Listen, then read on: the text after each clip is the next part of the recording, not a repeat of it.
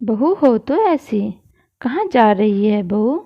Mummy जी, मैं आकर बताती हूँ। अरे बताकर तो जा। रमा दौड़ती भागती अपना बैग उठाया और जल्दी से गाड़ी निकालती है। अरे इतने दिनों बाद गाड़ी से? बस मैं आती हूँ कहकर रमा बिना बताए घर से चली जाती है। रमा के साथ उसके सास ससुर और पति अमित रहते हैं, जो अक्सर ही अपने काम से घर के बाहर रहते हैं। रमा की एक ही नंद है जो कि बड़ी है और उसकी शादी हो चुकी है। रमा की शादी को 2 साल हो गए हैं। रमा अपने परिवार के साथ बहुत खुश है। उसके सास ससुर अधिक उम्र के हैं। ससुर राकेश जी रिटायर्ड और स्वस्थ हैं, पर सासू माँ सुधा जी को दिल की बीमारी है। 4 घंटे बाद रमा घर लौटी। उसके ससुर उसके साथ थे, जो कि बुरी तरह से घायल थे। माथे पर पट्टी बंधी हुई थी, हाथ में फ्रैक्चर हो गया था। सुधा जी अपने पति की ऐसी हालत देखकर बिल्कुल घबरा गई। अरे आपको यह सब क्या हुआ? कैसे हुआ? कब हुआ? बदहवास वह एक के बाद एक प्रश्न करती जा रही थी। अरे मम्मी जी, अब सब ठीक है, आप घबराइए नहीं, आप बैठ जाइए, सब बढ़िया है। रमा ने उनको समझाते हुए बोला। राकेश जी भी बोले, मैं बिल्कुल ठीक हूँ, बस यह हेयरलाइन फ्रैक्चर है, जो कि जल्दी ही ठीक हो जाएगा। सिर पर थोड़ी गहरी चोट है, कुछ टाँके आए हैं, जो कुछ दिनों में कट जाएंगे।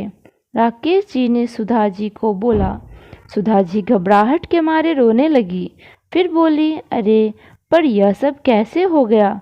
मुझे तो किसी ने कुछ बताया ही नहीं।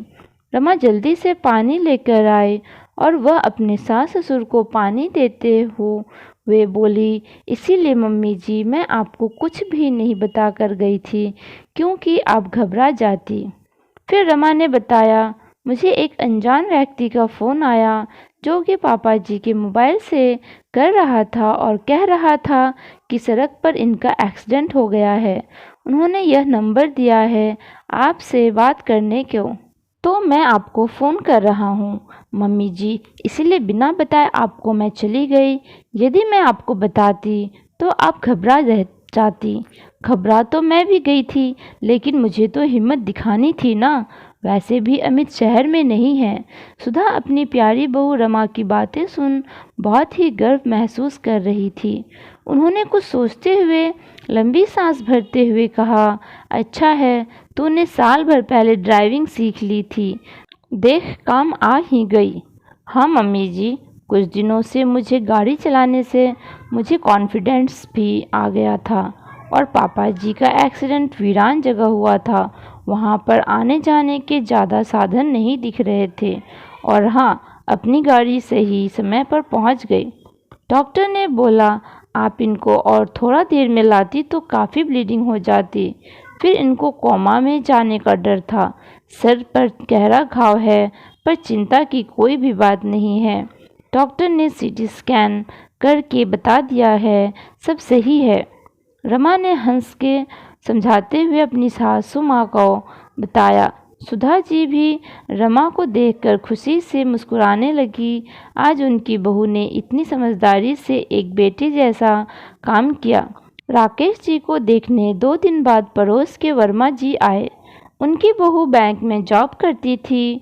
उनको अपनी बहू की इस बात पर बड़ा गर्व था कि मेरा बेटा बहू दोनों ही कमाते हैं, और बातों बातों में अपनी बहू की कमाने की तारीफ करते ही रहते हैं, और कहीं ना कहीं रमा को नीचा दिखाने की कोशिश करते थे। अमित की बिल्कुल भी इच्छा नहीं थी कि रमा नौकरी करे। पढ़ी लिखी तो थी वह, पर अमित कहता था, तुम घर में ही रहो, नौकरी करने के लिए मैं काफ़ी हूँ। तुम मेरे माँ बाप और अपना ध्यान रखो, खुश रहो और ज़िंदगी का मज़ा लो, मेरे लिए यही काफ़ी है।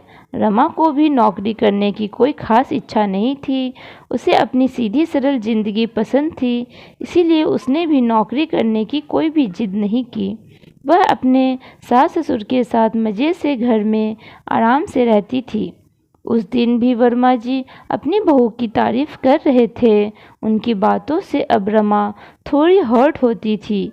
यह बात सुधा जी को भी महसूस होने लगी थी। इसीलिए सुधा जी बातों ही बातों में उस दिन वर्मा जी को बोली कि मेरी बहू नौकरी नहीं करती तो क्या हुआ, वैसे तो बहुत ही सुशील, संस्कारी तथा होशियार है। समय के साथ सही निर्णय लेकर हम लोगों का पूरा ध्यान रखती है। आज राकेश जी हम लोग के सामने हैं तो सिर्फ रमा की वजह से है। डॉक्टर ने बताया कि यदि थोड़ी और देर हो जाती तो राकेश जी का बचना मुश्किल था, वह कोमा में भी जा सकते थे।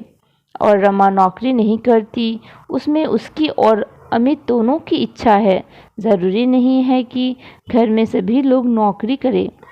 राजेश जी की इतनी अच्छी पेंशन आती है, साथ ही मेरा बेटा भी इतना अच्छा नौकरी में है, गांव में हमारी इतनी प्रॉपर्टी भी है, तो हमें नहीं लगता कि रमा को नौकरी करना ज़रूरी है।